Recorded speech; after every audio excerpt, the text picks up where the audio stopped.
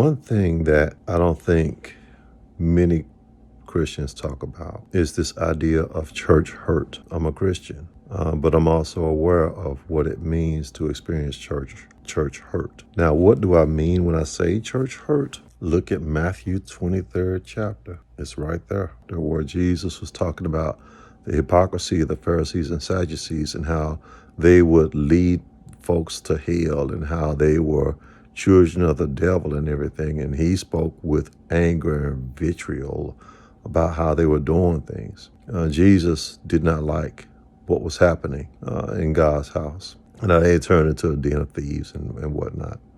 Well, church hurt still exists today. It's alive and well. There are a lot of people that I know who have been affected by church hurt, and they've been driven away from the church. Not because of Jesus, not because of God, but because of people who are who claim to be representatives of Jesus and God. And because of their experiences by people who claim to be a representation of Jesus and God, that pain drove them away from the church. I can understand that pain. I can empathize with it. I myself had come to a crossroads with that. For me, I had to recognize that those imposters are simply that, imposters, wolves in sheep's clothing. And they're still present. They're ever present. They were present during Jesus' time. They're present now. And what's interesting is you have folks who do harm in black churches where certain scriptures are emphasized without the hermeneutics, the exegesis of incorporating balance. And because of that, many people have walked away because of manipulation of scripture, because of twisting and distorting. And what's interesting about that is that's exactly what the devil did in Matthew 4th chapter, verses 1 through 11, when he was dealing with Jesus, when Jesus was when he was hungry and he had fasted for 40 days and 40 nights, and he encountered the tempter. And the tempter, the devil, was quoting scripture. And as he was quoting scripture, Jesus was quoting scripture back, but he was doing it accurately. So it was like a sword fight. And, the Bible in Hebrews is described as sharper than any double-edged sword. So it was like the word was fighting against the word. There was this counterfeit fighting against the real, which was amazing. And what was amazing was the tempter took Jesus to church. Yes, he did. Read Matthew chapter 4, verses 1 through 11. You'll find it. The tempter took Jesus. Well, we would say church. Back then, we would say synagogue. Evil still resides there. A lot of dark things can happen within church. A lot of people within the church have done wrong. And what's interesting is the history of the church. You have to go back. You have to go back to roots. You have to go back before God gonna bless you a brand new car. Oh, yeah. If you just do this and do that. Won't he do it? Or he gonna make it rain on you. He gonna pop bottles and stuff for you. No, you have to go back. That's not what it was about. You have to go back before.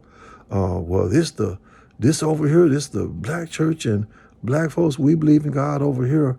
But, we believe in with this way, and we look down on other groups. But then what's interesting is white folks in their churches may think the same way. And you may have white racists that will view Jesus as being the white God, the white Messiah. And black folks view Jesus as being the black Messiah.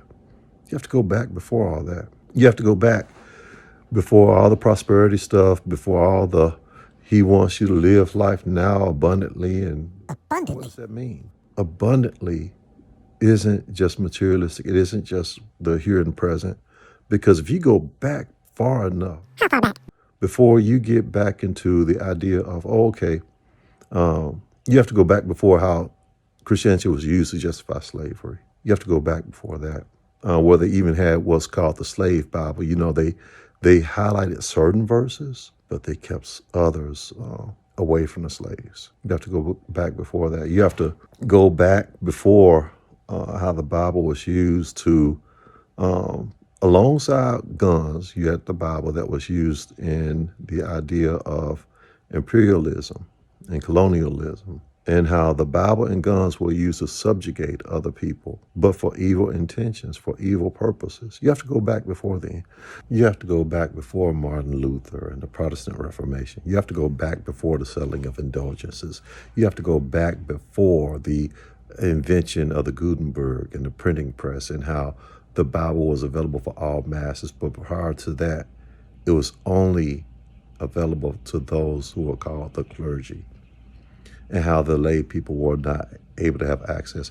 You have to go back before the different translations of the Bible in various languages. You'd have to go back to where it all began. It began in this place that we know of as Rome. And what was interesting about that is, not long after Jesus was crucified, all of the believers that called upon his name, their lives were in danger.